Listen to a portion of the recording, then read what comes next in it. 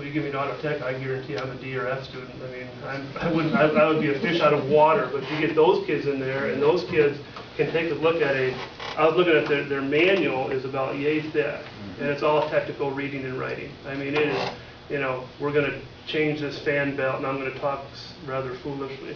Anyway, but they can look at that. I mean, I've watched kids out there once in a while, and they're taking apart this particular piece of the engine, and they're redoing their brakes and stuff, and they're talking to me about a lingo. No clue what you're talking about, but I'm glad you know what you're doing, because I don't. And if you're going to work on my brakes, I hope you do know what you're doing. But you're right. There are certain kids that do struggle with those classes. I mean, they jump in there, and that's always a concern.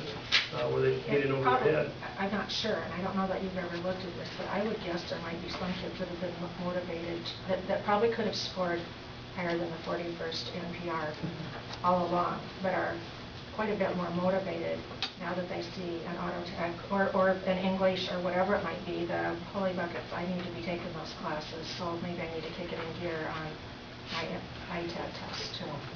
That 41st NPR is a state guideline, and we can, it is not very high, but that's the state guideline, and that's what the state of Iowa measures proficiency by at the federal level with No Child Left Behind.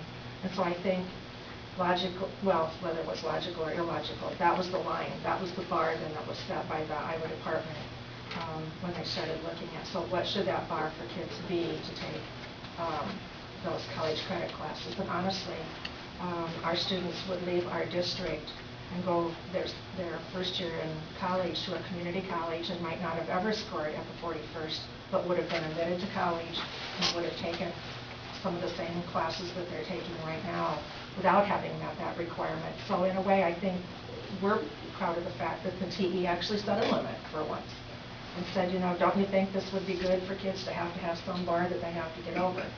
So this is one of the first times I think we've just seen them set a bar. So the bar may be able to be changed, but I'd wager some money on the fact that there's probably kids who put more effort into ITBS as an 8th grader and ITEDS as a 9th through 11th grader than they have before, knowing that that will help them be able to qualify to take college credit classes. And maybe parents have influenced that as well. You know what, I want you to take some of these, so my gosh, quit loafing on the tests and give us some effort. When they're free, for those kids that take those college level classes, from a parent standpoint, that's just money in your bank account yet that they can get into some of those. And we'll have seniors this year that'll graduate with between 25 and 35 college credits, which is a kudos to the districts and the boards for willing to provide that opportunity. I don't know if you ever watched the Sioux City channels, and they're bragging about the Sioux City public schools, and they're talking to the teacher. I think he was teaching a biology class, and he had his master's and said, yeah, I'm offering this college level class through whatever, I think it was Western Iowa Tech maybe.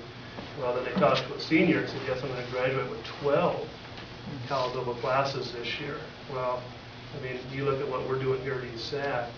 Tell them the rest of the story, what you did. Well, I watched it, and I thought, that's really nice they've got 12, and it is. I mean, that's on their behalf. Well, I emailed. It was on the Channel 4 station, KTID. I emailed them and said, just so you know, I'm the principal at Sac County High School, and I just happened to witness one of your PR commercials about Sioux City Public Schools. Well, I'd like to invite you to Sac County High School. We've got 3 seniors graduating with between 25 and 35 college credits. I said, here's your invitation to come out and see what we're doing out here too. I haven't got a response back, by the way. So, but I mean, those are things that kids look at and parents look at and say, this is an opportunity, take advantage of it. And if there's something that's going to impede your progress to getting there, such as you not trying your darndest on the ITES, like, you better give it a shot this time. And we had parents that called last year that were very upset that their son or daughter did not try and wanted to know if they could retake them again. I said, well, no, you can't. But if they're a junior next year, tell them to get in and do the best they can. And several students that wanted to take auto tech was an example of one that got hit that wanted to take auto tech, but they were not proficient in one of those areas. That's the guideline, that's the bar that's been set. That's what you've got to reach. Well, just clarify that. Maybe I know, but maybe I don't. But it's not the 41st percentile isn't scoring 40% on a 100-question test. It's you're you are scoring, out of 100 kids, you're scoring in the top 60, correct? I mean, that's, right? Yeah. That's a big It difference. took every kid that was the 9th grader that took the reading test, And there's a big stacked them all on difference. top of each other, and then, yeah, then there's a lot of difference between getting 41% of the questions right and being at the 41st national percentile rank. Right. Yeah. They'll get well over half of the questions right to score at the 41st. I'd say maybe more like 65-70% of the questions right to score at the 41st NPR. So, and that's always tricky. It's percentile rank, not percent correct. Yeah. And last couple things, number 2 and number 3. Student leadership discussions, they've been meeting, they've had 2 meetings so far, and they've got another one coming up this coming Wednesday, and just talking about different issues within the confines of the building. One of them was recognizing students. How do we recognize those students that do good work on the, in band or vocal or whatever it is, just recognition in general. Students don't want to have their names read over the announcements and say, Denny Olhausen got all A's in his report card. High school kids do not want that. They don't want that type of recognition. So how else do we do that? And so we put it up to several discussions in student BLT, a variety of things that came out of it. One of them was maybe just have some type of a poster or something like that. And so I talked to Mrs. Cook's publishing class, said, here's your challenge. Have each individual kid, as a part of a project, create a poster that we could use to put amongst the building to recognize students, and that way everybody knows what's going on. Because sometimes, somebody gets all state choir, and not everybody realizes they even have to. Well, that's quite an honor to be accepted into something like that. And so I brought just a representative sample. I think I brought 4 or 5 with me of other ones, and their incentive was, I said, the winner gets a pizza party, which, for high school kids, food is, they'd go to war for a hamburger. Anyway, but I'll pass those around. You're welcome to take a look at this. I guess what you'd see here, looking at your hands there, Dave. Right in the middle would be what you have your, whatever's going to say there, Denny Olhausen, passed all his classes for the first year. Kind of lowered the bar.